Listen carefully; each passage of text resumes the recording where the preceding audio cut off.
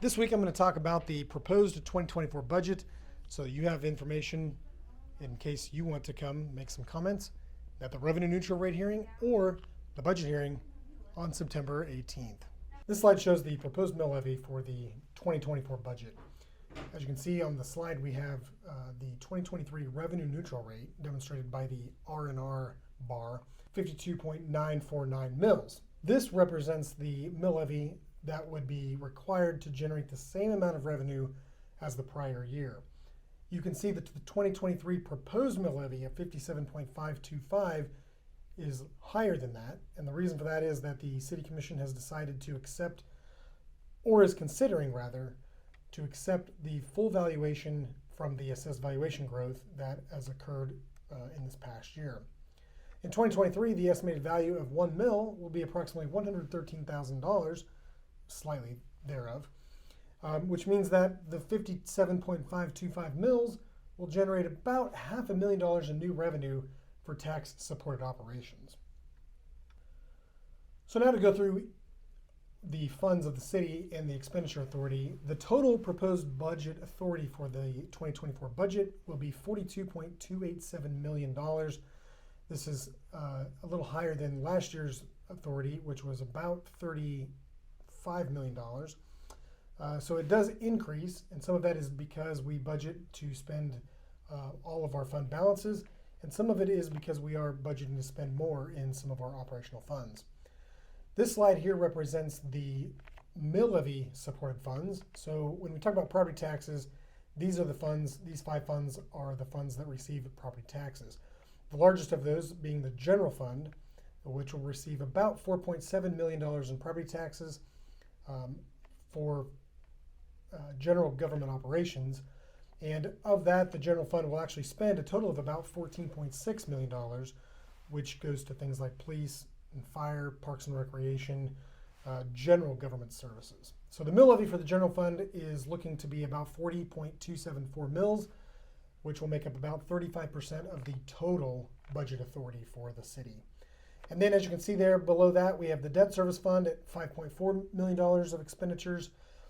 Some of that is related to the amount of debt that we will be spending or paying rather in 2024. But $3.8 million is actually the result of temporary notes that we are using to finance some projects. And so those will have to be either refinanced or moved to long-term bonds.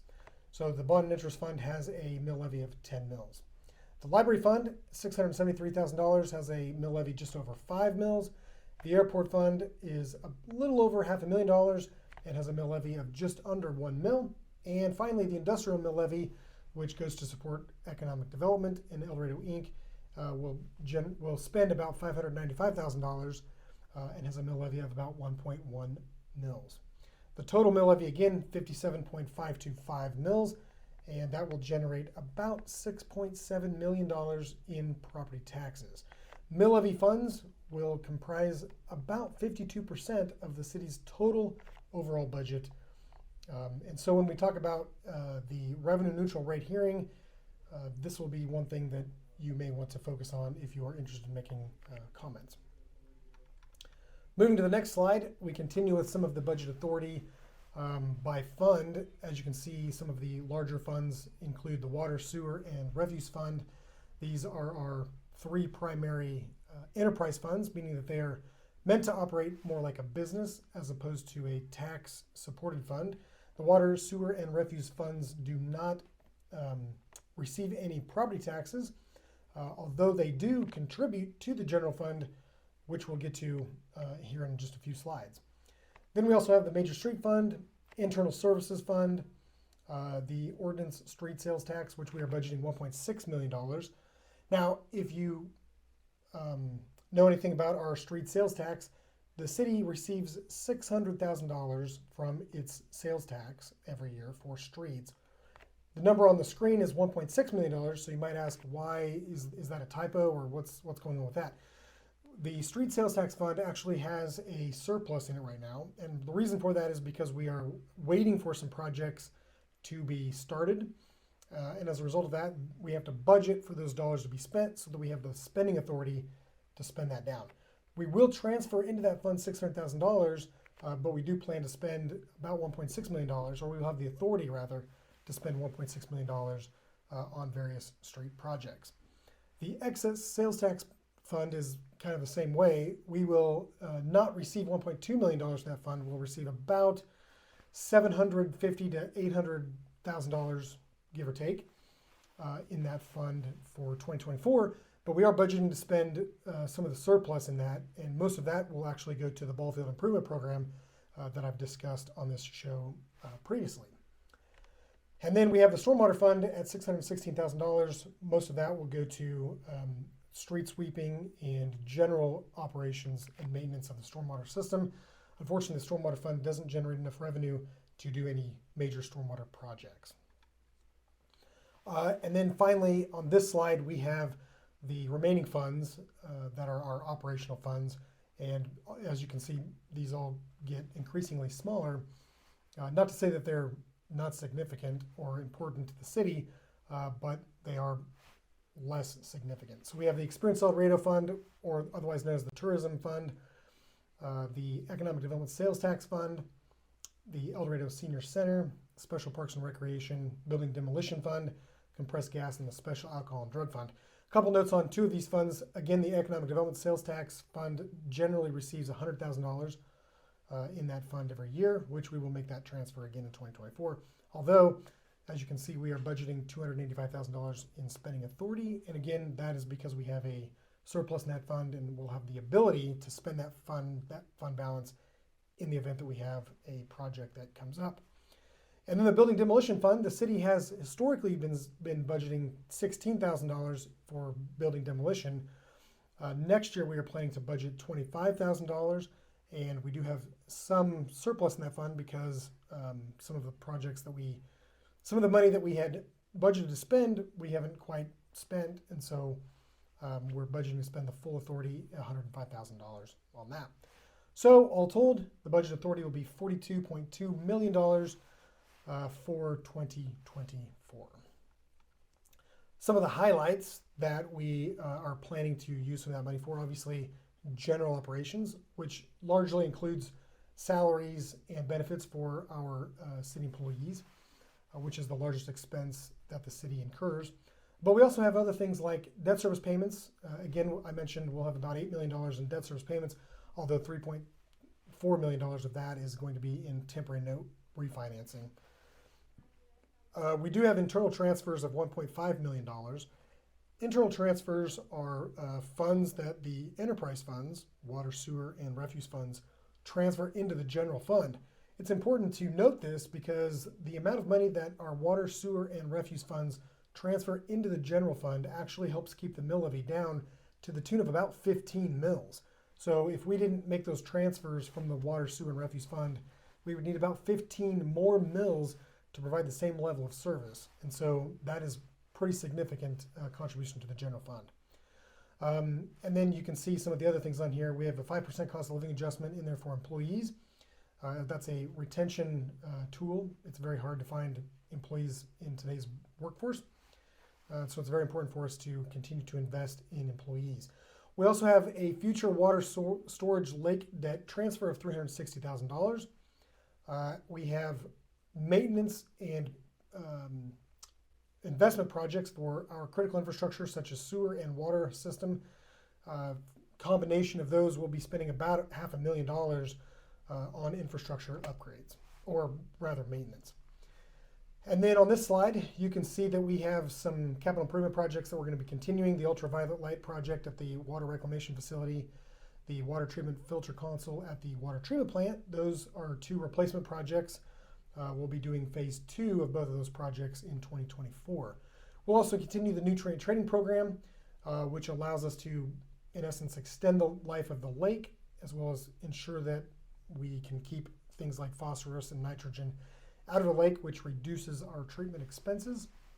I've talked about the Building Demolition Fund. The flock camera license of $31,000 is something that the police department is going to be implementing in 2023, which will be the installation of 10 flock cameras in strategically located intersections in El Dorado, and that will allow the police department to link up with other law enforcement agencies in the ability to monitor traffic and provide a better response in the event that we have an auto theft, or we have a high-speed chase, or other information that can be gleaned from cameras. We will also be spending $28,000 on a ClearGov budget software subscription. This is a system that we are hoping will allow us to not only prepare better budget reports, but will also provide an opportunity for us to provide better information to the community about our budget as we move through the budget process. That's one thing that we acknowledge that we could do better in, and so this will be something that will really take us to the next level and allow us to provide real good, clean information to the public. We've also increased the amount of money that we're going to allocate to to probation services for our municipal court. The fire department needs to replace its self-contained breathing apparatuses at $12,650. And then we also have a debt book subscription, which is a software system that we use to keep track of our debt and our lease obligations so that we can do effective financial reporting in that regard. So those are the highlights. There's a lot more detail, but for the purposes of this slideshow, I'm going to be very brief. So from a procedural matter standpoint, where we are in the budget process, want to provide a quick, very high-level overview of the budget, because in a couple of weeks, the public's going to have an opportunity to participate in not one, but two public hearings to fulfill statutory budget requirements.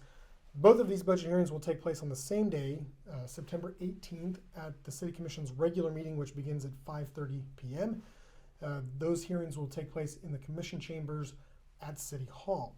The first hearing will be the revenue neutral rate hearing, and that will be the public's opportunity to come make comments specifically about the mill levy and its application to the revenue neutral rate. So if you have specific comments about the mill levy being too high, or you'd like to see it reduced from the 57.525 mills that's proposed for the 2024 budget, that would be a great opportunity for you to do that. Then the second budget hearing will be the statutorily required budget hearing, which will follow the revenue neutral rate hearing. And this will provide another opportunity for the public to make comments about really anything in the budget that they see fit. So that could be the utility funds, it could be the tourism fund, it could be the general fund, it could be really anything that you would like to provide general comments on about the proposed 2024 budget. Again, both of those are on September 18th, beginning at 5:30, or shortly thereafter the meeting begins. So the city has already published its intent to exceed the neutral rate.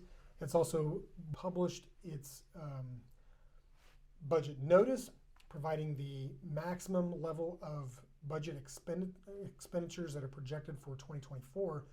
So once that's done, the city may decrease the mill levy and the amount of property taxes to be levied for next year's budget, but it cannot increase it above the amount that has been published.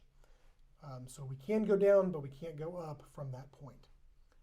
The City Commission will then, following the budget hearing, consider approval of the proposed 2024 budget at that regular meeting. And if they choose not to do it at that point in time, they can conduct a special meeting before the end of the month to get the budget approved. And then finally, once it's approved, the city will then file the adopted 2024 budget with the county before October 1st.